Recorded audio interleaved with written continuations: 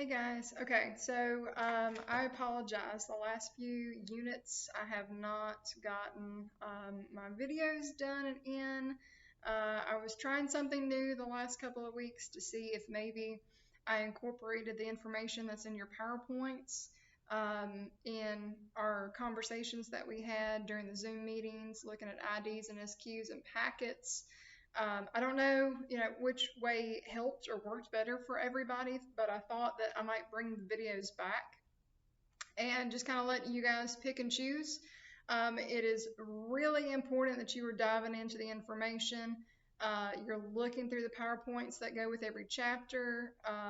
Hopefully you are going through your own packet of notes and you're writing down the extras so that you're seeing it, hearing it, reading it, writing it, and hopefully digesting the information. I know it's not the same as it would be if we were in the classroom together, but we're going to try it again and see how it goes. So this is the PowerPoint notes that go with causes of the Great Depression.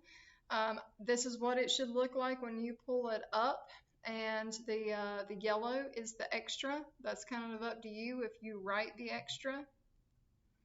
All right, so I'm going to kind of talk about it, and hopefully it'll make it a little bit easier as you're getting into the information. Okay, so here's the biggest transition. We just talked about the end of World War I. Last week was all about the 1920s and all the changes that are happening. Now we're focusing on the end of the 20s, and like all good things, what goes up must eventually come down. And so the good times of the early 1920s are going to come crashing down at the end of the 1920s. Okay, so let's start off with the presidents. So we went from Warren G. Harding won the 1920 election. He passes away in office, I believe 1923. Calvin Coolidge is his VP. Calvin Coolidge will actually run for his own term in office and win. It was really close. Everybody actually predicted that he would not win. He is known as Silent Cal, and he, keep cool with Coolidge, but he was really the underdog. A lot of people did not expect for him to win. But anyway, okay, so fast forward, 1928 is the next election. 1928, we have Herbert Hoover, who's going to run for office. Herbert Hoover is going to be a one-term president. He campaigns on the idea of predicting the end of poverty. He said 2 cars in every garage, a chicken in every pot, and something that we didn't really spend a whole lot of time talking on last week was the fact that, yes, we do have new technology with vehicles, the Model T, thanks to Henry Ford, and pumping out using the assembly line to pump out cars.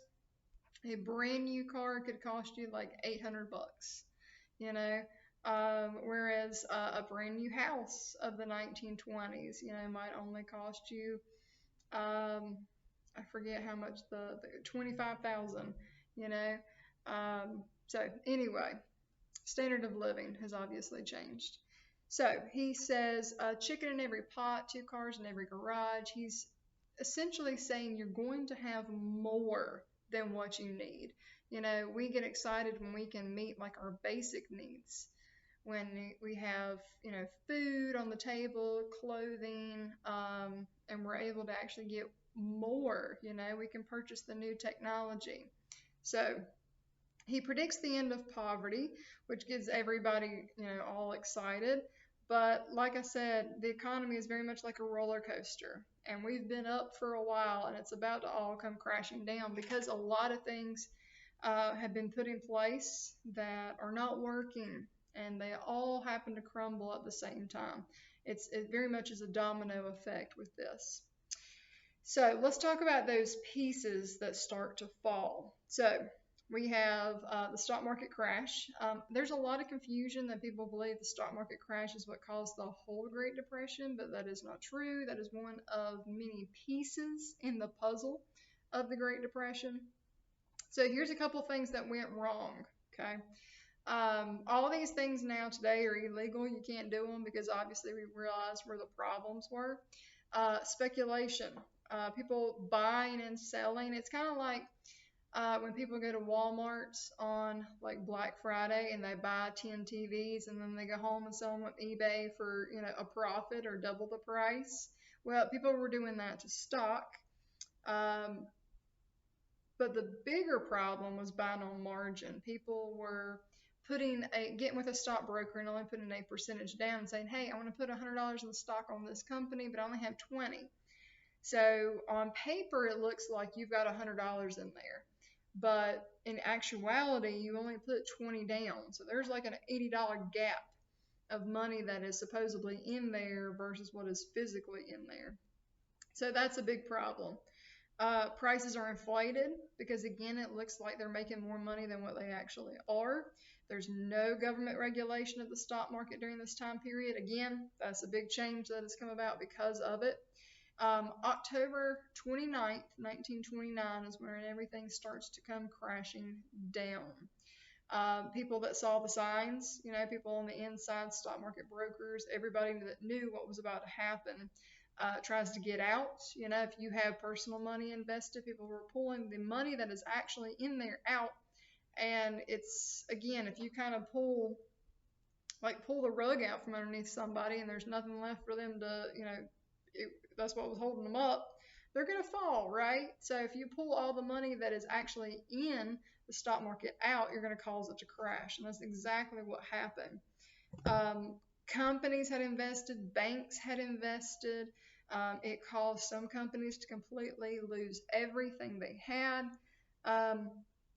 And so it causes a lot of problems. Now, if you had never invested in the stock market, it might not affect you.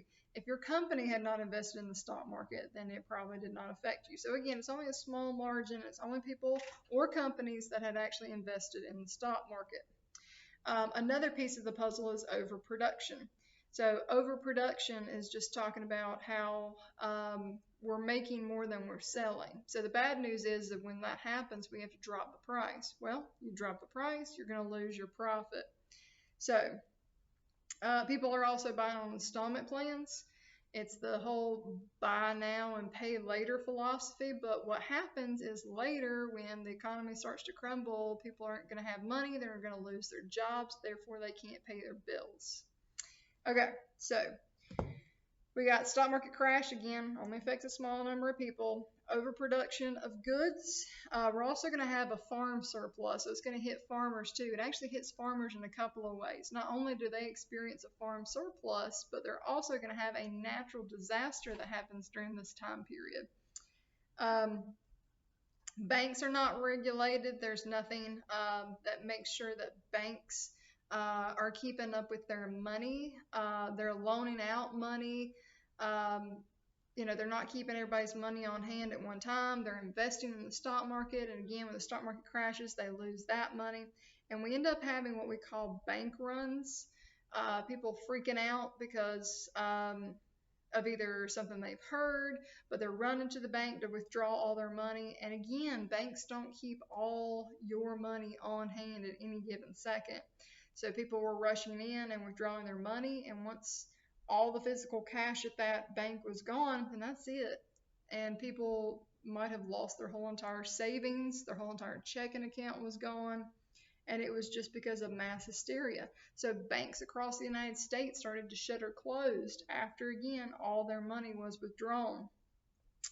Let's see, and again, people are going to lose their trust in the banking system because of it. High tariffs, another thing that's going to hurt farmers and businesses. Trying to get people to buy American made, but if farmers are trying to sell their goods overseas, again, if we don't buy from other countries, they're not going to buy from us. So this chain reaction starts hitting everybody in multiple ways. All right, I'm going to stop there. Part 1.